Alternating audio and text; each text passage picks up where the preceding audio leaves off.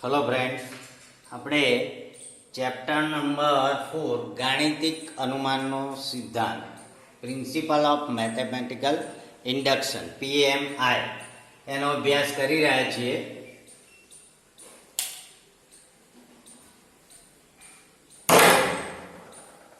હવે જો આ પહેલો એક્ઝામ્પલ જે છે સ્વાધ્યાયનો 4.1 છે. સ્વાધ્યાય 4.1 એનો પહેલો example 1 + 3 + 3 square + 3 cube plus dash dash plus 3n - 1 equal to 3n - 1/2 છે એમ સાબિત કરો. તો આપણે 1 લઈએ તો પહેલું પદ એટલે એમને બદલે 1 મૂકવાનું. 1 ઓછા 1 એટલે 3 ની 0 ઘાત. કોઈ પણ વાસ્તવિક સંખ્યાની શૂન્ય ઘાત એટલે 1 આવે, એટલે આપણે 3 ની 0 ઘાત એટલે 1 લઈ શકીએ. ધારો કે કોઈ બે માટે સાચું છે કે કેમ એને ચેક કરવું હોય તો બે પદો એટલે અહીંયા 3 ની ઉપર n છે ત્યાં 2 મૂકો એટલે 2 ઓછા 1 એટલે 3 ની 1 ઘાત આવે એટલે 1 + 3 એટલે જવાબ 4 આવે. બે પદો સુધી જવાનું, ખાલી પેલું નહીં જોવાનું કે 2 ઓછા 1 એટલે 3 ની 1 ઘાત એટલે 3 જવાબ આવે એમ નહીં. પહેલું ને બીજું બે પદો સુધી, બરાબર. એટલે n = 2 મીન્સ બે પદ, n = 3 એટલે 3 પદ. તો n = 2 માટે બે પદ એટલે 3 ને 4 જવાબ. અહીંયા 2 મૂકો એટલે 3 નો વર્ગ, 3 તરી 9, 9 ઓછા 1 કરશો એટલે 8, 8 ભાગ્યા 2 એટલે 4 એટલે ડાબા બરાબર જવાબ. એટલે P(2) પણ સાચું છે. એટલે ઘણીવાર સિમ્પલ MCQ ક્વેશ્ચન હોય, આમાં તો છે નહીં, બધા પ્રશ્નો મોટા જ છે, 2 ગુણ કે 3 ગુણ, તો આમાંથી એને MCQ કાઢવા હોય. દાખલા તરીકે નજીકમાં ત્રીજું અને ચોથું ચેપ્ટર આપણે લીધું છે અને એમાં MCQ 15 ગુણના આવવાના છે. તો આના MCQ કઈ રીતે હોઈ શકે? તો P(3) સત્ય છે કે કેમ એ ચેક કરવું હોય તો 1 + 3 + 3 સ્ક્વેર ઇક્વલ ટુ 1 + 3 + 3 તરી 9, 9 × 10 ને 3 13. હવે જમણી બાજુ લઈએ તો 3(3 - 1/2, 3 તરી 9 તરી 27 ઓછા 1 ભાગ્યા 2, 26 ભાગ્યા 2 બરાબર 13. તો P(3) સત્ય છે એમ કહીશું.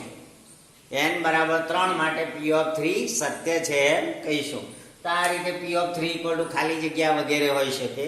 ઘણા બધા આપણે એના એક્ઝામ્પલ બનાવી શકીએ કે n² + n + 1 નો સ્ક્વેર, n + 2 નો સ્ક્વેર, આ છે તમારું Pn બરાબર. તો આપણે પૂછી શકીએ કે ભાઈ P(2) બરાબર ખાલી જગ્યા, P(2) બરાબર ખાલી જગ્યા તો 2 નો વર્ગ 4, 2 ને 3, 3 નો વર્ગ 9, 9 ને 4 13, અને અહીંયા 4 ચોક 16, 16 અને 13 એટલે 29, જવાબ આવશે 29.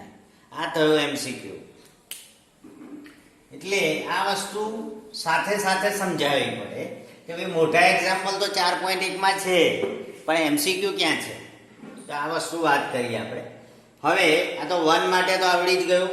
હવે k માટે P(k) સ્ટેપ બીજું એટલે n = k માટે ધારો કે P(k) સત્ય છે. ધારી લેવાનું છે એટલે n ની જગ્યાએ k મૂકી દેવાનું છે. 1 + 3 + 3 square up to 3k - 1 equal to જ્યાં n દેખાય છે ત્યાં k મૂકી દો એટલે 3k - 1/2. આ પરિણામ સ્વીકાર્ય પરિણામ છે. ધારો કે P(k) સત્ય છે તેમ સ્વીકાર્ય, સ્વીકારતા. એટલે આ છે પરિણામ નંબર 1. આ પરિણામ 1 નો ઉપયોગ આગળ કરીશું આપણે P(k + 1) ની સાબિતીમાં. ત્રીજું સ્ટેપ અને અંતિમ સ્ટેપ n = k + 1 માટે P(k + 1) ની સાબિતી. આપેલું પદ બેઠું લખી નાખવાનું છે એટલે n ને બદલે k લખાશે. k પદો સુધી k - 1, k + 1 એટલે અહીંયા આવશે k + 1 પદ, n ને બદલે k + 1 - 1. હવે P(k + 1) ની સાબિતીમાં LHS એટલે આપેલું સ્ટેપ એટલે 3 ની n ઘાત સુધી જે લખેલું છે n - 1 એ એક સ્ટેપ લખવું જોઈએ. તો હું ફરીથી લખીશ 3n સુધી એક સ્ટેપ લખવું જોઈએ. તો આ પહેલું સ્ટેપ એટલે આપેલું પદ છે તે. પછી બીજું પદ એટલે 1 + 3 + 3² ચાલતા ચાલતા 3k પદ સુધી, પણ 3k પદ એટલે છેલ્લું પદ છે n-1, તો આ k પદ પૂરા થયા. k પદ પૂરા થયા પછી એક વધારાનું પદ એટલે પ્લસ 3k + 1 - 1,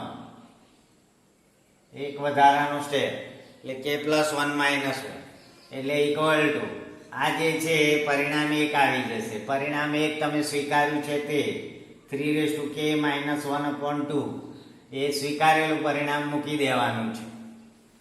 હવે એની બાજુ જમણી બાજુ શું લાવવાનું છે? તો n ને બદલે k + 1 આવી જવું જોઈએ એની જાતે.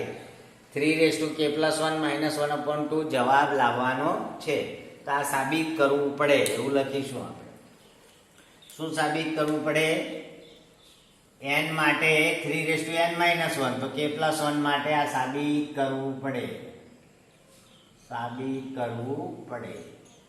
તો હવે ડાબી સાઈડ આટલી છે, k લખી દઈએ, એક પદ વધારે કે k + 1. હવે આનો જવાબ સ્વીકારી લેવાનો છે એટલે પરિણામ 1. આ છે પરિણામ 1 અને આપણે મૂકી દીધું. ત્યાર પછી વધારાનું પદ છે એ થઈ ગયું 3k. એ થઈ ગયું 3k પ્લસ 3k. હવે એને આમ લસા લઈ લો એટલે 3k - 1 પ્લસ 2 × 3k upon 2. હવે 3k 1 અને આ 2 ને 3 થયા એટલે 3 ટાઈમ્સ 3k - 1 upon 2. હવે an એટલે m + n એટલે 3k + 1 - 1 upon 2 equal to RHS. માટે પ્રત્યેક n belongs to n માટે સત્ય છે.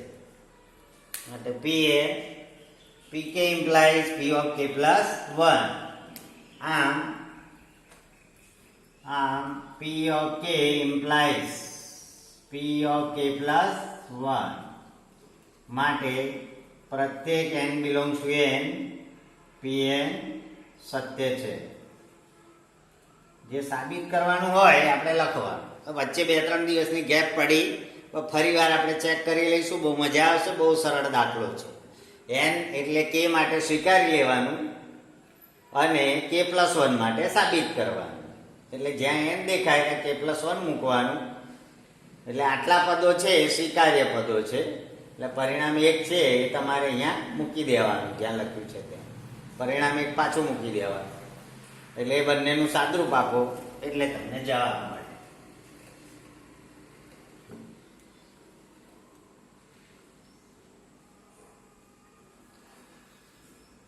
હવે આ દાખલા ઉપર આવી જઈએ. n = 1 માટે અહીંયા પહેલું સ્ટેપ p of 1 ની સાબિતી. LHS = 1 cube = 1. RHS = n ની જગ્યાએ 1 નો વર્ગ 1 + 1 નો સ્ક્વેર upon 4.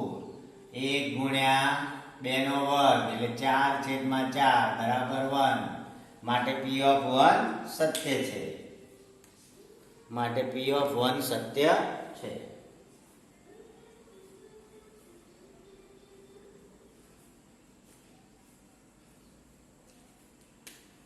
માટે p of 1 સત્ય છે.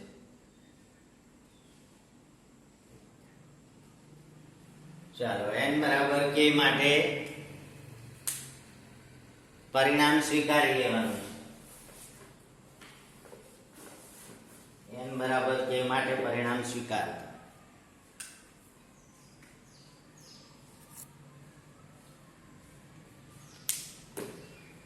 n = k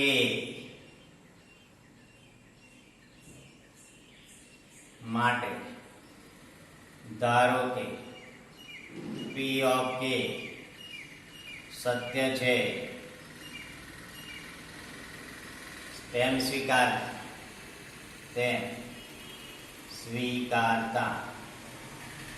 એટલે n of k માટે ધારો કે p of k સત્ય છે તેમ સ્વીકારતા. એટલે 1 ક્યુબ 2 ક્યુબ 3 ક્યુબ એમ ચાલતા ચાલતા આપણે k ક્યુબ સુધી જવાનું જવાબ સ્વીકારી લેવાનો છે એટલે કે સ્ક્વેર બાય 4 કે પ્લસ 1 નો સ્ક્વેર. આ પરિણામ સ્વીકારી લેવાનું.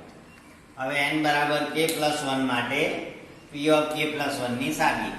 n બરાબર k પ્લસ 1 માટે p ઓફ k પ્લસ 1 ની સાબિતી.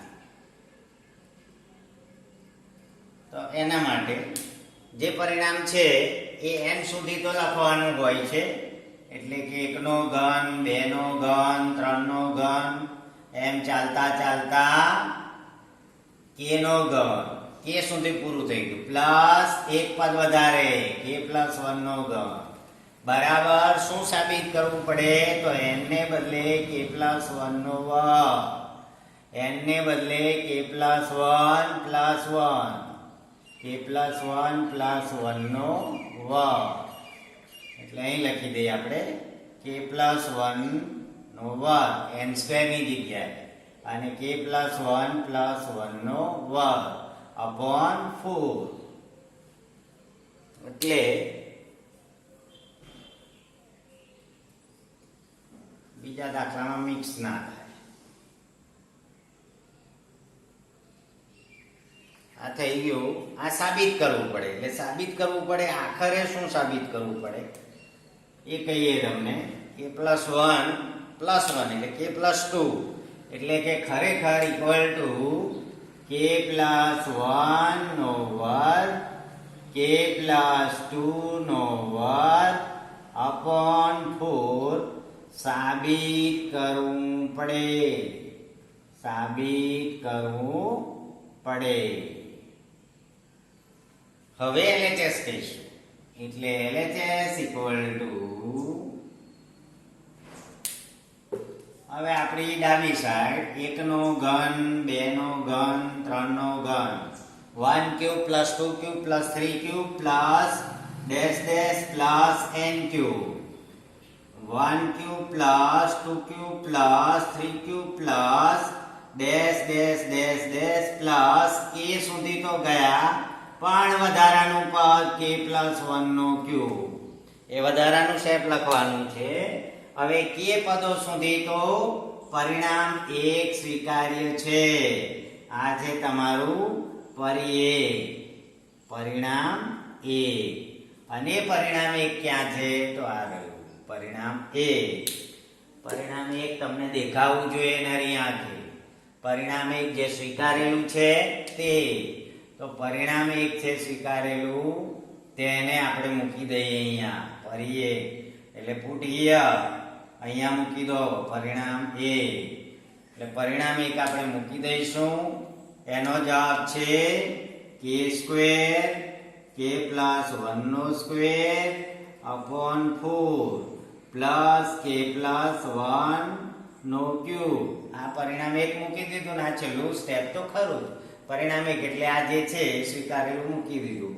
આ બંનેમાંથી k પ્લસ 1 નો સ્ક્વેર કોમન, તો k square plus k plus 1 બાકી રહેશે, k સ્ક્વેર બાય 4 બાકી રહેશે, અને બ્રેકેટમાં k પ્લસ 1 બાકી રહેશે.